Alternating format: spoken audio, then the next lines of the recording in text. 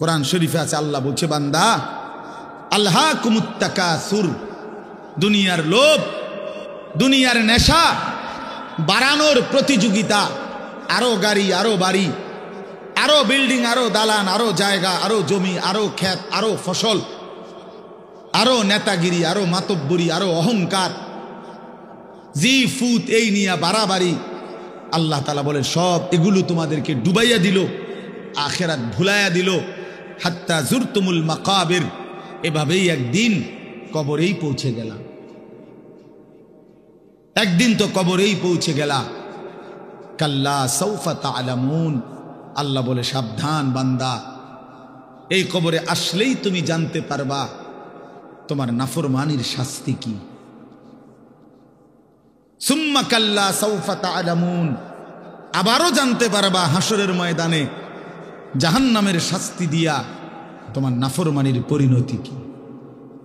দুইবার বলছেন আল্লাহ, একবার বলছে কবরে জানতে পারবা তোমার নাফরমানির শাস্তি কি, আরেকবার জাহান্নামে জানতে পারবা হাসরে তোমার নাফরমানির শাস্তি কি।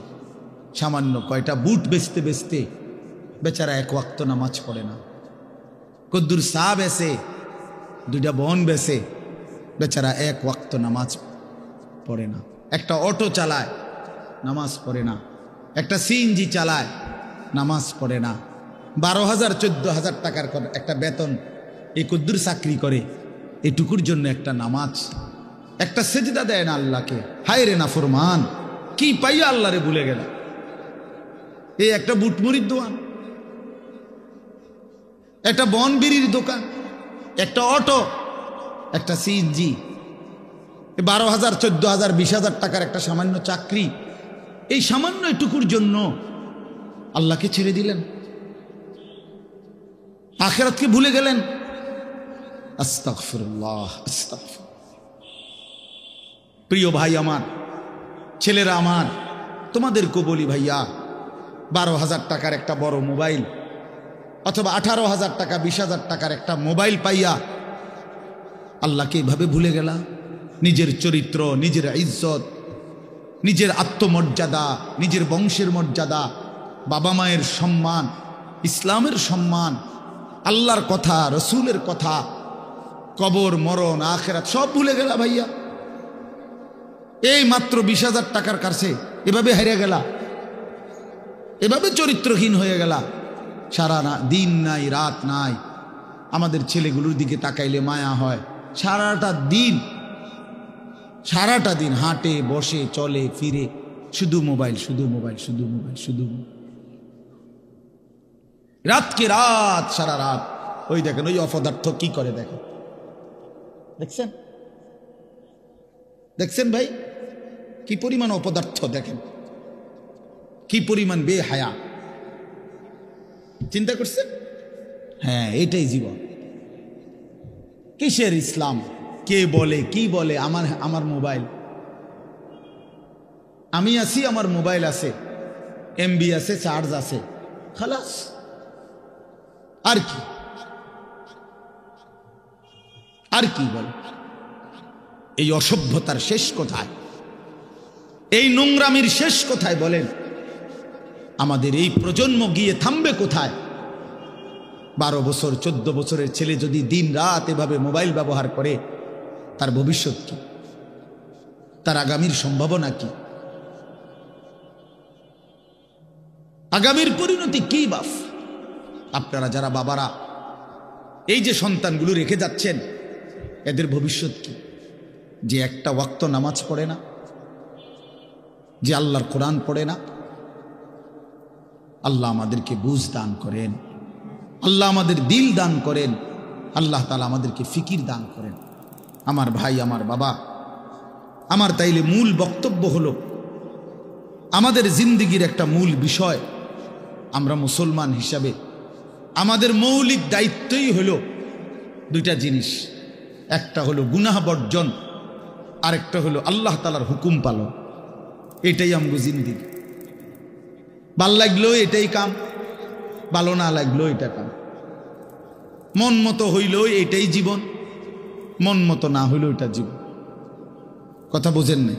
নামাজ আমারে পড়তেই হবে, এবার যত কষ্টই লাগুক, যত ক্লান্তি লাগুক, আমাকে পড়তেই হবে। সুদ, ঘুষ, মিথ্যা, হারাম রোজগার আমার ছাড়তেই হবে। এবার আমার সামনে বাকি সবাই লক্ষ কোটি টাকার, মিলিয়ন মিলিয়ন টাকার মালিক হয়ে যাক, কিন্তু আমার যেহেতু অনুমতি নাই, আমি এটা যাওয়া যাবে না। এটাই মুসলমান, এটাই জীবন, এটাই তাকওয়া। আল্লাহ তাআলা আমাদের কাছে এটাই চায়, বান্দা গুনাহ বর্জন করো, আমার হুকুম পালন করো, বিনিময়ে আমি আল্লাহর কাছ থেকে অনন্তকালের জান্নাত বুঝে নাও। এটাকেই বলে তাকওয়া, এই ব্যক্তিকেই বলে মুত্তাকি, যে নিজেকে গুনাহ থেকে বিরত রাখে, আল্লাহ তাআলার হুকুমের মধ্যে ব্যস্ত রাখে, আল্লাহর হুকুম পালনে ব্যস্ত, যত কষ্টই হোক। আপনাদেরকে আমি একটা কথা বুঝাই।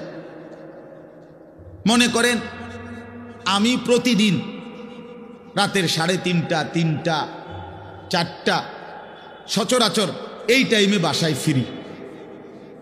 তো ফিরা ফজরের নামাজ হলো 5:40 জামাত, তাহলে আমার হাতে তখন আর সময় আছে 1 ঘন্টা, 1.5 ঘন্টা, সোয়া ঘন্টা এরকম। এখন এই পুরা টাইম আমি বসে থাকাও আমার জন্য কষ্টকর, কারণ আমি এই 11টা বা 12টার দিকে ঘুম থেকে উঠে যে দৌড়াদৌড়ি শুরু করি, হুলস্থুল ব্যস্ততা, রাত 2টা বাজলে 3টা বাজলে আমার শরীরে আর বল থাকে না, আমি প্রচণ্ড ক্লান্ত হয়ে যাই। সারা দিনের মাহফিল ছাড়াও আরো বহু কাজের সাথে কম বেশি আমার সম্পৃক্ততা আছে, অসংখ্য দিনই কাজের সাথে ব্যস্ততা আছে। তো এখন 3:30, 3টা, 4টার দিকে যাই আমি বাসায়, গিয়া যখন ঘুমাই তো আর 1 ঘন্টা বাকি ফজরের জামাত, 1.5 ঘন্টা বাকি। আমার জন্য ভীষণ কষ্ট হয় এই সময় আবার উঠা ফজরের জামাত ধরা।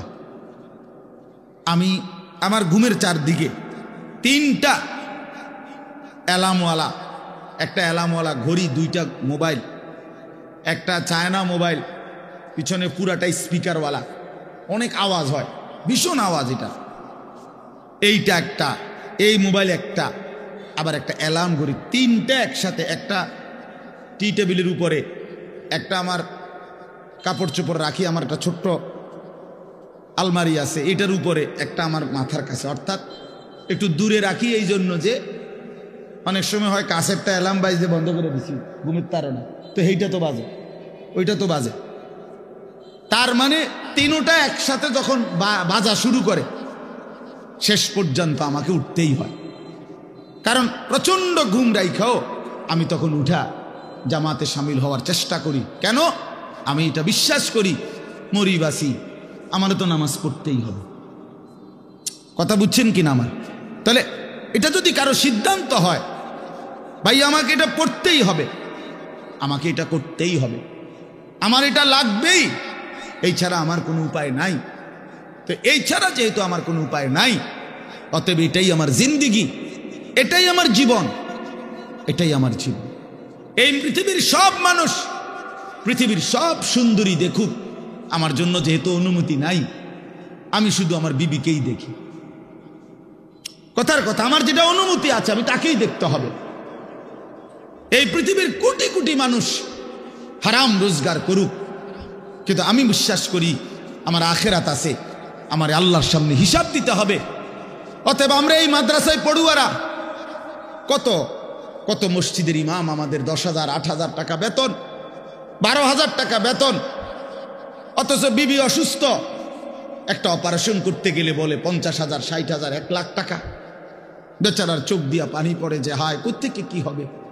কিন্তু এরপরেও এই 8-10 হাজার টাকা বেতনে আমাদের এই কওমি মাদ্রাসাগুলোর বেতন, উস্তাদদের যা বেতন তো আমরা বলি না, এই যাই একটু ওজিফা দেয়, এটা তো এক একজনের 50, 60, 70, 80 হাজার টাকা করে, ঠিক না? কি বলে জানেন?